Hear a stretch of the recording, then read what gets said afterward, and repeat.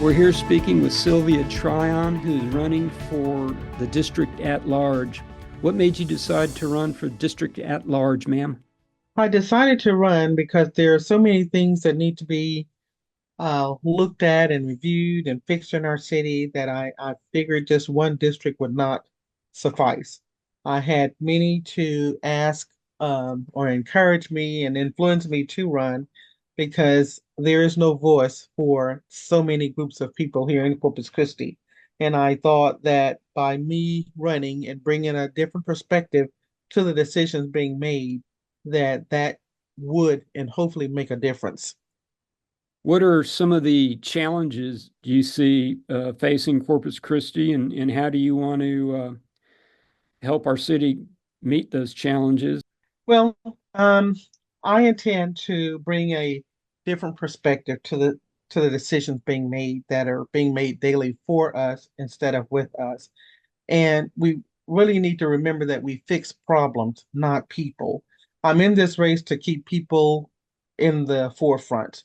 Our greatest generation, seniors, the veterans, the homeless, those with disabilities, and to hopefully partner with corporations and agencies in our city for the expansion of mental health services, for affordable housing, affordable health care, for the expansion of and prevention of diabetes and prediabetes that is so rampant in our city, and hopefully bringing some skilled labor jobs, keeping our union strong, economic development and opportunities for all, and not just at the expense of those whose voices are silenced.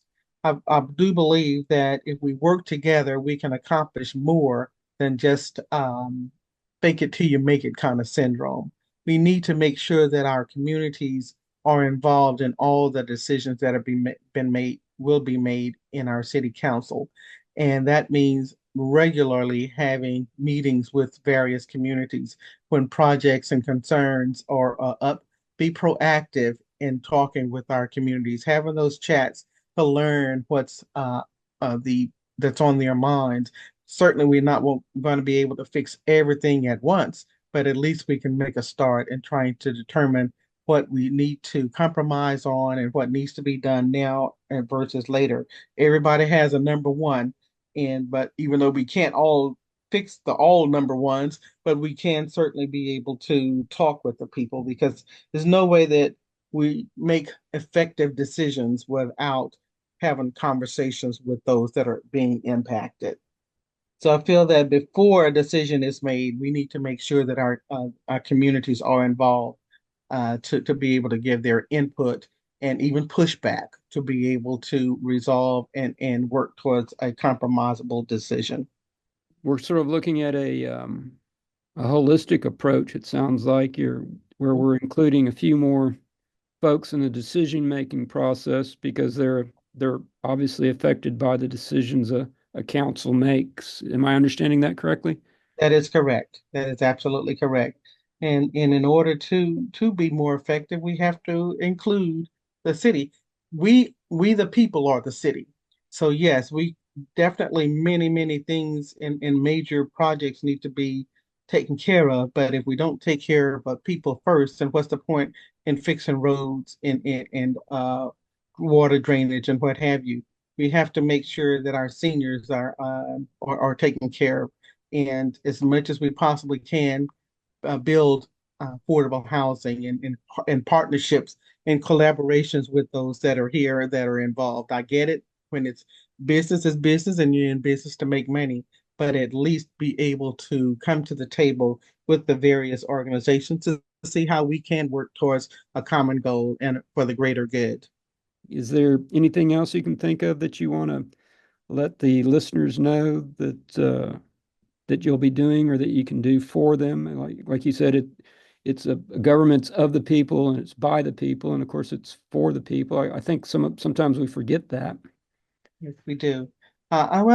Just overall, I feel that again, I realize that there are many things that need to be fixed in our city, but we have to also remember things get fixed and not people. As I said earlier, we need to make sure that we have a healthy and strong city in order to continue and to be able to plan for decades to come. We need to make sure that we have skilled jobs, even in school, have some electives in school, like it were back in the day. We had electives where boys and girls were able to have shop and home economics, and those were trades. We have to realize and be certainly knowing, not being naive, that everybody doesn't go to college. So it's a matter of how do we keep these young people here with jobs?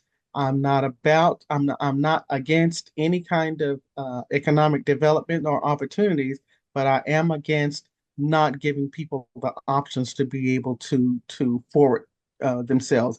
I think this is a time that we move change forward. We have to have representation on that city council that's going to be representative of our city as a whole, and we have been lacking in that area. So therefore, this is the time, this is the year, I believe, that change needs to occur and it be for the good of the greater Corpus Christi. Is there anything else you want to add? I just want to assure the listeners that this is not just all talk. I am in it to win it. I am in it to be able to work side by side with the communities, regardless of the circumstances, regardless of your status, regardless of the race. Yes, I'm a Black woman and I'm proud to be Black. It's a matter of knowing that I have to go from one end of the city to the other, engage in talking with people about the things that are impacting or what they are concerned about. And I have no problem with that. I can't do it 24/7, but we can certainly schedule times.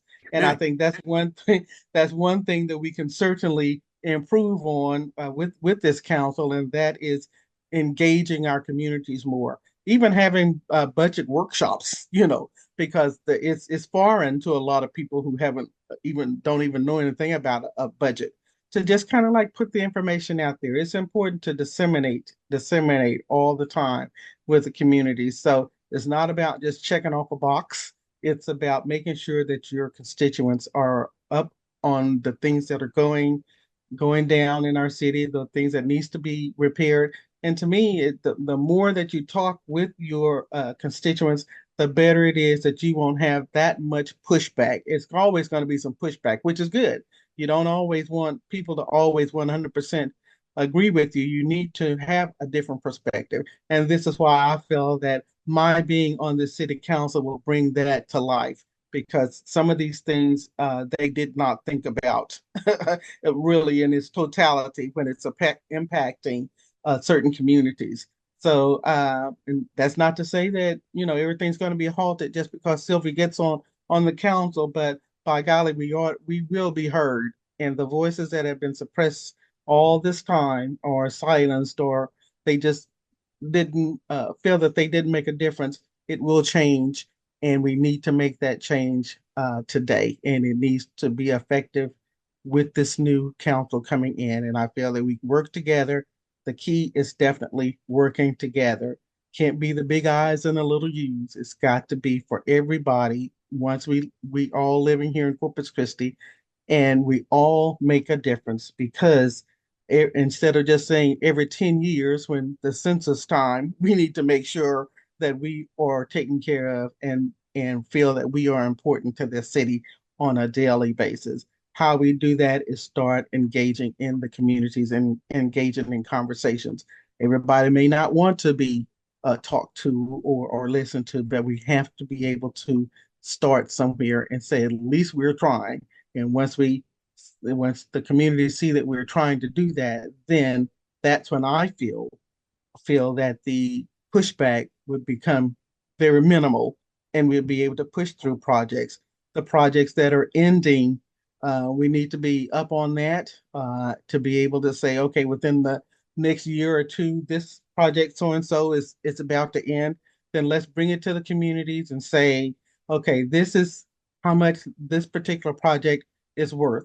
How would you feel? How would you like to see the money redistributed? So it's a matter of repurposing the monies that are on our budget, as opposed to always taxing each taxpayer new taxes every time you think of a project.